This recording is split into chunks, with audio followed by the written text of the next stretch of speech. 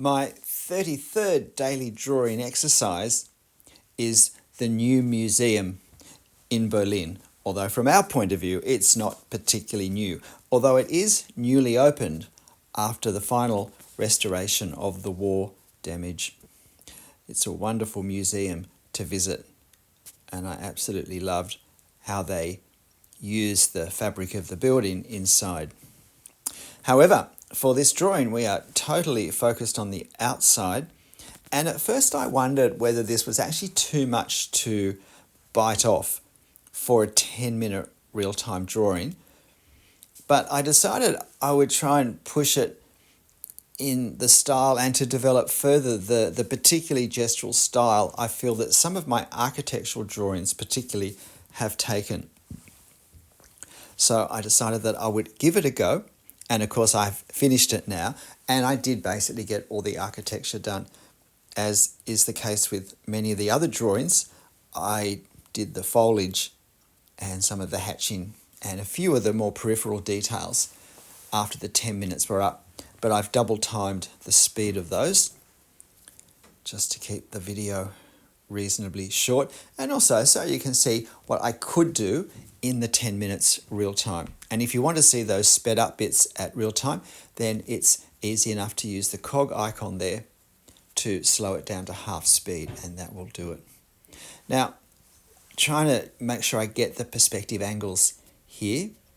They're sort of slight, but they still do rise enough, and of course they become slightly more and more as they go above eye level.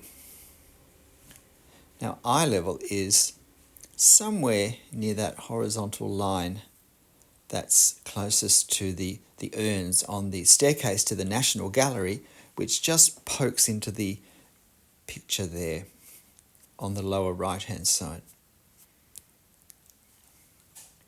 But for now, I'm trying to keep my lines nice and neat and clean.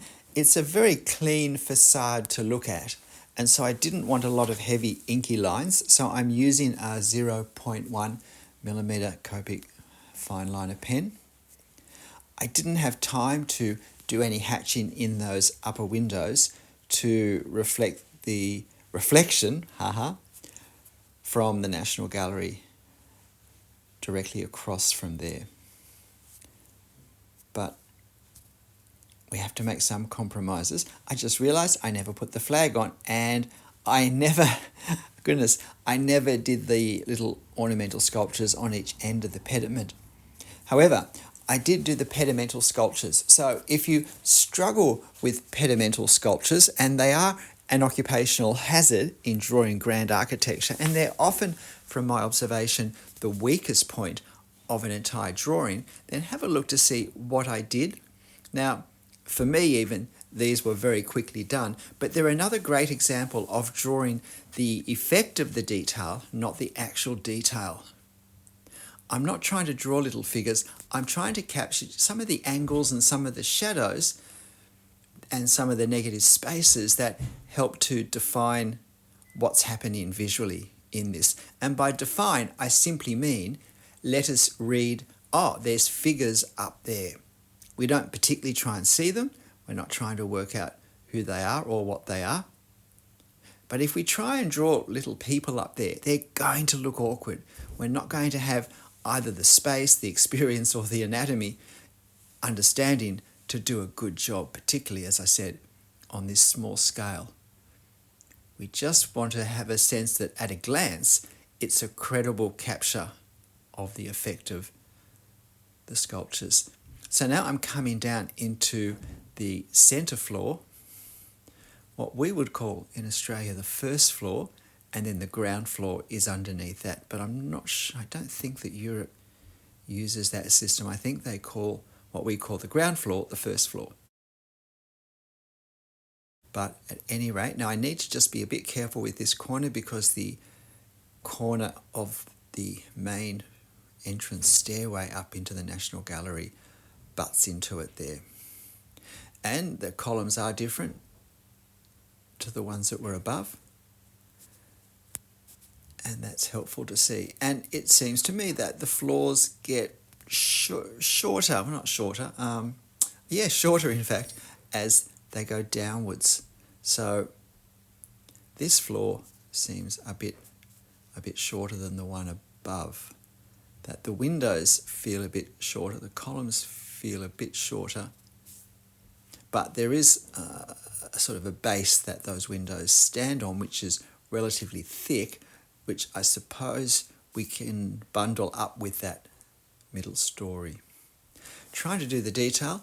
I'm not having to look at my reference to get the circular pattern of the rail in sculptures. I've drawn those in great detail and at a very extreme perspective for a video on how to draw architectural detail, the effect of architectural detail. And I've got to say, it's one of the favourite drawings, my personal favourite drawings I've done for YouTube. So if you haven't seen that video, it is one of the earlier ones, but you can see on the thumbnail the circular decoration.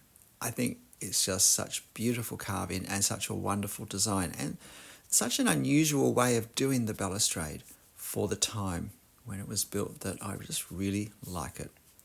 I am very glad that it is still with us.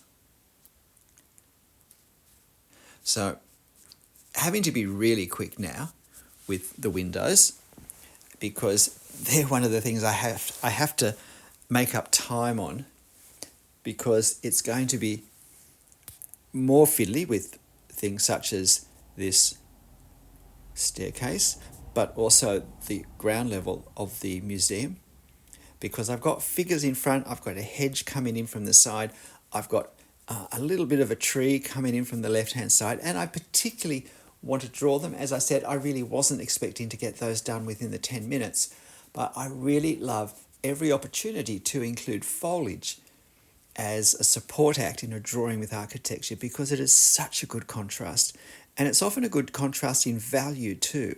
Even where the actual foliage isn't in shadow or shade even, simply the colour, the local colour is often darker, and so we can hatch to represent the colour as well as shade or shadow on it.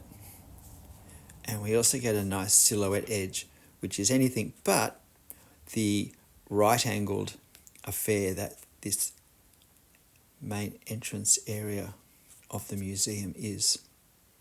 Again, trying to go very quickly, just a few quick looks to see what else lines up with what. Trying to work out where the bottom line of this base, if you like, that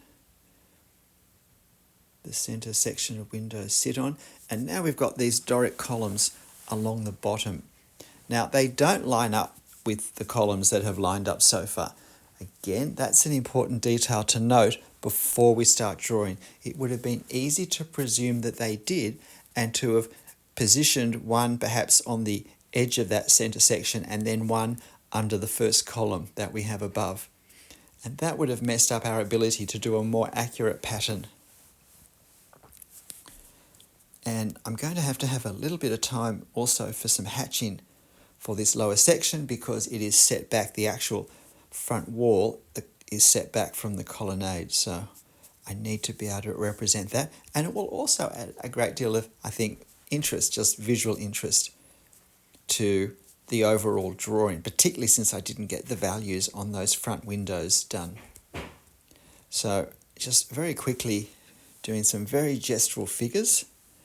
It is a great skill to work at, doing very gestural figures, particularly at quite some distance.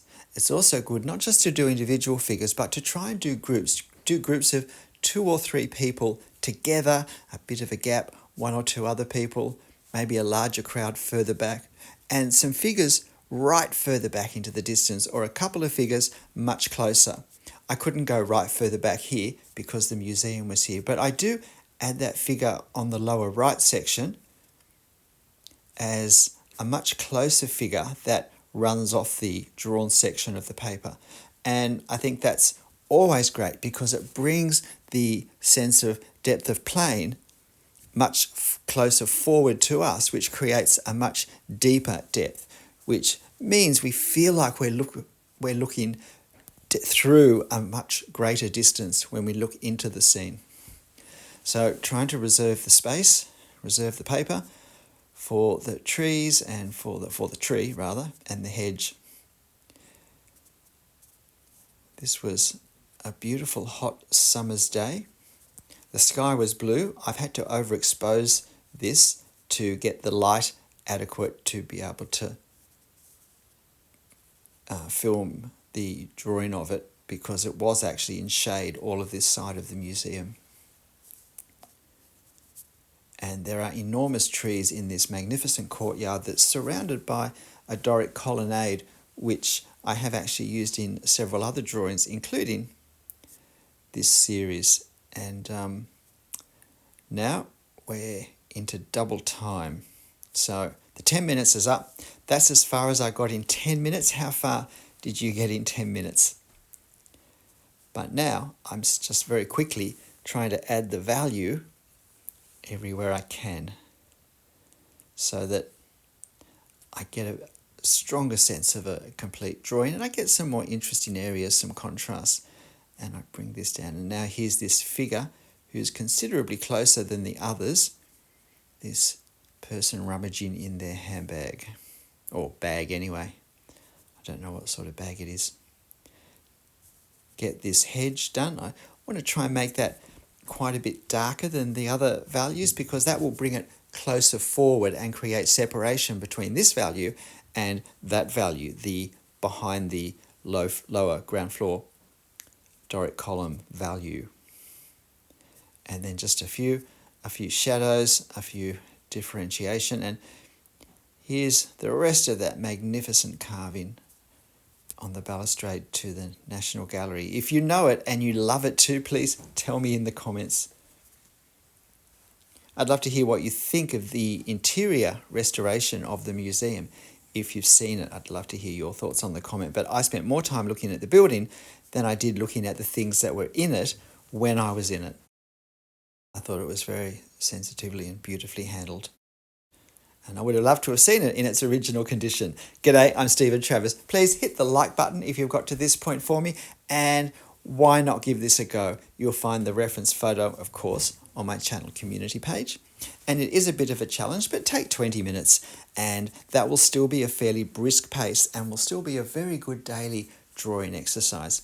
And if you're not happy where it is after 20 minutes, do it again the next day and start where you left off the day before. But look, whatever you draw, however you draw it, however many times you draw it, and however it turns out, make sure you have fun.